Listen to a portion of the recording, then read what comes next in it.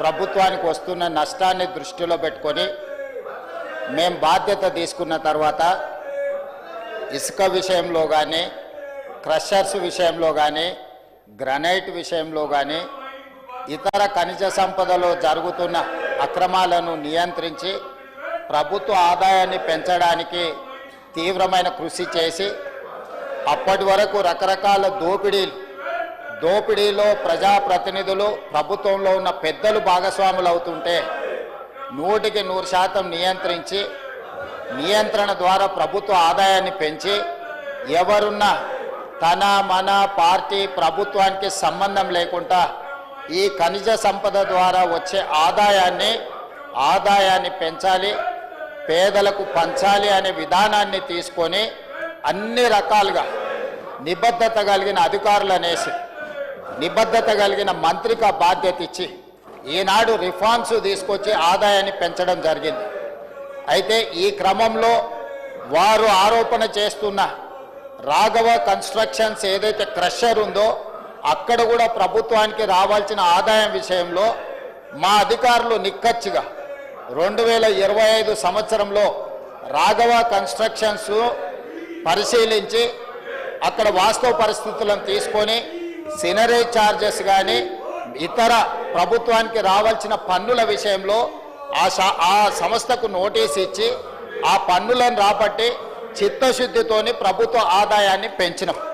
మేమిచ్చిన నోటీసునే వాళ్ళు తీసుకొచ్చి చదివి వినిపించి ఈ నోటీసు గత ప్రభుత్వం ఇచ్చిన నోటీసు కాదు, గత ప్రభుత్వం దీన్ని కనిపెట్టింది లేదు, లేదా ప్రతిపక్ష నాయకులు ఎవరైనా ఈరోజు ఈ అంశాన్ని ప్రస్తావిస్తున్న శాసనసభ్యులు ఎవరు కూడా ఇక్కడ అక్రమం జరుగుతుందని ప్రభుత్వానికి ఫిర్యాదు చేయలే. ప్రభుత్వమే స్వయంగా ఏ ప్రాంతాలలో ఇసుక దోపిడీ జరుగుతుంది, ఖనిజ దోపిడీ జరుగుతుంది, ప్రభుత్వ ఆదాయానికి గండి పడుతుందని కనుక్కొని మేమే ఆ నిధులను రాబట్టుకునే కార్యక్రమంలో భాగంగా ఈరోజు రాఘవ కన్స్ట్రక్షన్స్కు నోటీస్ ఇచ్చినాం. మా నోటీస్కు స్పందించి దాదాపుగా 3 కోట్ల రూపాయలు ప్రభుత్వానికి చెల్లించాల్సిన పన్నులు చెల్లించడమే కాకుండా వాళ్ళు తీసుకోవాల్సిన అనుమతుల గురించి కూడా మా అధికారులు చేసిన సూచనను వాళ్ళు అమలు చేయాల్సిందిగా మేము ఆదేశాలు ఇచ్చినాం. ఇంత పారదర్శకంగా తన మన పార్టీ ప్రభుత్వానికి సంబంధం లేకుండా మేము తీసుకున్న చర్యల్ని మీరు ఇసుకలో ఆదాయాన్ని పెంచినరు, మీరు ఈరోజు క్రషర్స్లో ఇల్లీగల్ మైనింగ్ ఆపినరు, ప్రభుత్వ ఆదాయాన్ని పెంచిందని ఒక మాట ప్రభుత్వాన్ని అభినందించే మా అధికారులు ఇంకా రెట్టించిన ఉత్సాహంతో ఈరోజు ప్రభుత్వ ఆదాయం పెంచుండేవాళ్ళు.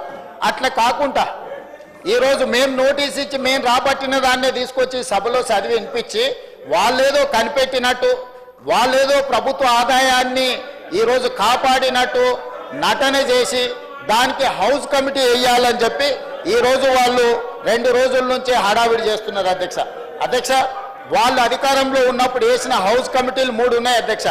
నాకు తెలిసి అప్పుడు లెజిస్లేటివ్ అఫేర్స్ మినిస్టర్గా సిద్దిపేట శాసనసభ్యులే ఉన్నారు.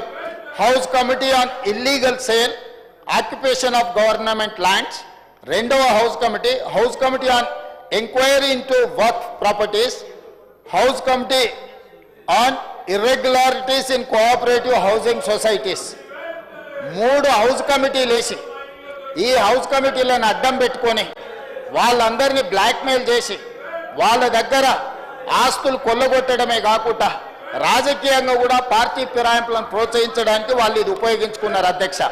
ఇవాళ కూడా వాళ్ళ హౌస్ కమిటీ వేసి ఆ హౌస్ కమిటీలకు 1-2 సభ్యులు వాళ్ళ పార్టీ నుంచి వచ్చి ఆ మంత్రిని బ్లాక్మెయిల్ చేసి వాళ్ళు అక్రమంగా ఏదైతే ధరణిని అడ్డం పెట్టుకొని దోసుకున్న భూములు ఉన్నాయో దాన్ని అక్రమం చేయడానికి ఆ మంత్రి దూరపు బంధువుల సంస్థను అడ్డం పెట్టుకొని ఆ మంత్రి మీద బురద జల్లి రెవెన్యూ శాఖలో వాళ్ళ దోపిడీని కప్పిపుచ్చుకునే ప్రయత్నంలో హౌస్ కమిటీ అడిగింది అధ్యక్ష.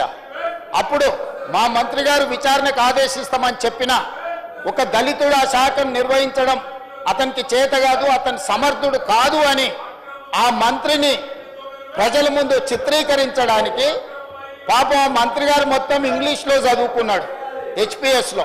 అతను ఇంగ్లీష్లో ఆలోచన చేసి తెలుగులో చెప్పే వరకు అతని మీద ఎదురుదాడి చేసి ఆ శాఖను ఆ మంత్రి గారు సమర్థవంతంగా నిర్వహించలేకపోతున్నారు అన్నట్టుగా ఆ దళిత మంత్రిని అవమానించడానికి నిన్న తీవ్రమైన ప్రయత్నం చేసింది. ఆ సందర్భంలో సభకు వచ్చిన నేను సభా నాయకుడిగా వాళ్ళు ఏం డిమాండ్ చేస్తుండ్రో విన్న తర్వాత మా అధికారులతో మాట్లాడితే మా అధికారులు సార్ తెలంగాణ వచ్చినప్పటి నుంచి ఈ ఖనిజ సంపద దోపిడీ గురవుతున్నది, ప్రధానంగా ప్రజాప్రతినిధులు ఇందులో ఉన్నారు, వీళ్ళే ఆదర్శంగా ఉండాల్సిన వాళ్ళు ఈరోజు దోపిడీకి పాల్పడుతున్నారు, దీని మీద సిబిసిఐడి ఎంక్వైరీ చేస్తే బ్రహ్మాండంగా ఉంటుంది.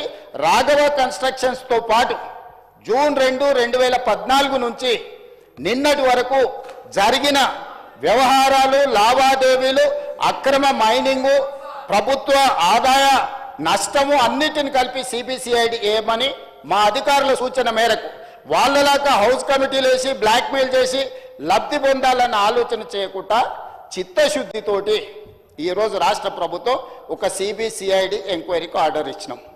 నేను తమ ద్వారా ప్రతిపక్షానికి విజ్ఞప్తి చేస్తున్నా అధ్యక్ష, దయచేసి అక్కడ కొంతమంది సీనియర్ శాసనసభ్యులు కూడా ఉన్నారు, కొందరు సిన్సియర్ కూడా ఉన్నారు. నేను సిన్సియర్గా ఉన్న సభ్యులకు విజ్ఞప్తి చేస్తున్నా, మీ దగ్గర ఏమేమి సమాచారం ఉందో ఈ సమాచారాన్ని పూర్తిగా మా సభ్యులే కాదు, మా సభ్యులు కానీ, మా బంధువులు కానీ, మా దూరపు బంధువులు కానీ, మా అనుచరులు కానీ, మా సహచరులు కానీ ఎవరైనా ఈ అక్రమ మైనింగ్లో పాల్గొంటే, ప్రభుత్వ ఆదాయానికి గండి కొడితే, అనుమతులు లేకుండా అక్రమంగా మైనింగ్ చేస్తే వివరాలన్నీ మీరు సిబిసిఐడి అధికారులకు ఇవ్వండి. మీరిచ్చిన ఏ ఆధారాన్ని కూడా, మీరు నిర్దిష్టమైనగా చేసే ఏ ఆరోపణను కూడా మా అధికారులు నిర్లక్ష్యం చెయ్యరు. సంపూర్ణంగా మీరిచ్చిన ఫిర్యాదులను స్వీకరించి ఆ ఫిర్యాదులకు మీకు రిసిప్ట్ కూడా ఇచ్చి మీకు మీ దగ్గర ఇది స్వీకరించినమని పూర్తి స్థాయిలో విచారణ చేసే బాధ్యత మా అధికారులు తీసుకుంటారు. తెలంగాణ పోలీసు అధికారులకు దేశంలోనే కాదు ప్రపంచంలోనే ఒక మంచి పేరు ఉన్నది. నిజాయితీ కలిగిన అధికారులు ఉన్నారు. నిజాయితీ కలిగిన అధికారులను సిబిసిఐడి ఎంక్వైరీ చేసి మీరు ఏమేమి చెప్పదలుచుకున్నారో మొత్తంగా మైనింగ్ శాఖలో జరిగిన అక్రమాల మీద నిగ్గు తేల్చడానికి మేము సిద్ధంగా ఉన్నామని చెప్పి నిన్న చర్చల సందర్భంగా సిబిసిఐడి విచారణకు ఆదేశించినాం అధ్యక్ష. ఆ తర్వాత సభ జరిగింది, ఆ తర్వాత సభా వ్యవహారాలను మనం ముందుకు తీసుకెళ్ళాం, ఆ తర్వాత క్రీడలు నిర్వహించుకున్నాం. ఇదంతా అయిపోయిన తర్వాత రాత్రి వాళ్ళ కుటుంబ తగాదాలు, నువ్వు చేసిన పనికి నీ బ్లాక్మెయిల్ కోసం ఈరోజు నేను కూడా ఇరుక్కున్నా అని కేటీఆర్ గారు హరీష్ రావు గారి మీద దాడి చేయడంతో ఈరోజు సభను జరగకుండా చేసి ఏదో ఒక రకంగా దృష్టి మరల్చడానికి వీళ్ళు ఈరోజు కార్యక్రమం తీసుకున్నారు అధ్యక్ష. దయచేసి నేను విజ్ఞప్తి చేస్తున్నా హరీష్ రావు గారికి, కేటీఆర్ గారికి, అక్కడ ఉన్న సిన్సియర్ కొద్దిమంది సభ్యులకు కూడా ప్రభుత్వానికి సహకరించండి. ప్రభుత్వం ఆదేశించిన సిబిసిఐడి ఎంక్వైరీకి మీరు ఏమేం ఫిర్యాదులు చేస్తారో తీసుకుపోయండి. మిగతా పార్టీ సభ్యులకు కూడా నేను సూచన చేస్తున్నా, బీజేపీ కావచ్చు, ఎంఐఎం కావచ్చు, సిపిఐ కావచ్చు, లేదా మా పార్టీలో ఉన్న సభ్యులకు కూడా మీ దగ్గర ఏ సమాచారం ఉన్నా తెలంగాణ రాష్ట్రంలో ఖనిజ సంపదకు సంబంధించి ఎవరు అక్రమాలకు పాల్పడినా, ఎవరు దోపిడీకి పాల్పడినా, ఇతర రాష్ట్రాల నుంచి కూడా అక్రమంగా మన రాష్ట్రంలోకి పన్ను కట్టకుండా వస్తున్న ఇసుక కానీ ఇతర మైనింగ్ ఏదైతే ఉన్నదో వాటన్నిటి మీద మీకు ఏ సమాచారం ఉన్నా విచారణ అధికారులకు ఇవ్వండి. సంపూర్ణంగా విచారణ చేసి దోషులను శిక్షించే బాధ్యత మా ప్రభుత్వం తీసుకుంటుంది. ఇది మొదటి విషయం అధ్యక్ష. రెండవది, ఏ హౌస్ కమిటీ అయినా ఇట్ ఈజ్ రికమెండింగ్ అథారిటీ అంటే వాళ్ళు క్షేత్రస్థాయిలో పర్యటన చేసి పరిశీలించి ఇలా జరిగింది, ఇలా చర్యలు తీసుకుంటే బాగుంటుందని సభాపతిగా తమరికి నివేదిక అందిస్తారు అధ్యక్ష. తిరిగి ఆ నివేదికను మళ్ళీ మనం విచారణ అధికారులకే పంపించాలి అధ్యక్ష. We don't have any establishment to punish anyone. We have our own establishment. Police act ప్రకారము, లేకపోతే సిబిసిఐడి కానీ ఇతర సంస్థలు ఏవైతే ఉన్నాయో ఏసీబీ కానీ నిర్దిష్టంగా చర్యలు తీసుకోవాల్సింది వాళ్ళే, కేసు కట్టాల్సింది వాళ్ళే, అరెస్టులు చేయాల్సింది వాళ్ళే, కోర్టు ముందు నిలబడి దోషులకు శిక్ష పడే విధంగా వాదించాల్సింది వాళ్ళే. సో ఈరోజు వాళ్ళు అడిగిన సభ ఏదైతే హౌస్ కమిటీ ఉన్నదో ఈ హౌస్ కమిటీ రికమెండేషన్స్ తిరిగి నేను మళ్ళీ సిబిసిఐడికే పంపాలి అధ్యక్ష. తమరు పంపాల్సింది ఎవరికి? సిబిసిఐడికో ఏసీబీకో ఏదో ఒక ప్రభుత్వ విచారణ సంస్థకే ఇవ్వాలి, లేదా కేంద్ర ప్రభుత్వానికి సిబిఐకి ఇవ్వాలి. సో ఈరోజు హౌస్ కమిటీ బదులు డైరెక్ట్ విచారణకి ఇచ్చినాం. ఈరోజు నిజంగానే ఒకవేళ సిబిసిఐడి మా ఆధ్వర్యంలో ఉంది, ఇందులో న్యాయం జరుగుద్దా జరగదా అని వాళ్ళకి అనుమానం ఉంటే వాళ్ళని అడగమని. సిబిఐ కావాలా? సిబిఐ ఎంక్వైరీకి ఇస్తా నేను. మీరు అడగండి. హౌస్ కమిటీ అడిగేది ఏంటంటే హౌస్ కమిటీలోకి హరీష్ రావు గారు రావాలి, హరీష్ రావు గారు రెవెన్యూ మంత్రిని బ్లాక్మెయిల్ చెయ్యాలి, వాళ్ళు ధరణిని అడ్డం పెట్టుకొని కొల్లగొట్టిన భూములను సక్రమం చేసుకోవాలి. ఇది వాళ్ళ ఆలోచన. సిరిసిల్లలో కేటీఆర్ అనుచరులు ఎంతమంది భూములు అక్రమంగా ఆక్రమించుకుంటే కలెక్టర్ అందరినీ జైలుకు తోలిండు, సిరిసిల్ల కలెక్టర్. సో ఈ భూములను కాపాడుకోవడానికి హౌస్ కమిటీలకు వచ్చి మేము ఈ దీంట్లో తప్పుడు నీ మీద ఆరోపణలు చేస్తాము కాబట్టి మీరు మాకు లొంగాలి అనే ఒక ప్రయత్నం ఏదైతే చేస్తారో ఈ ప్రయత్నాలు ఇక్కడ చెల్లవు అధ్యక్ష. ఇక్కడ పప్పులు ఉడకవు అధ్యక్ష, మంత్రాలకు చింతకాయలు రాలవు అధ్యక్ష.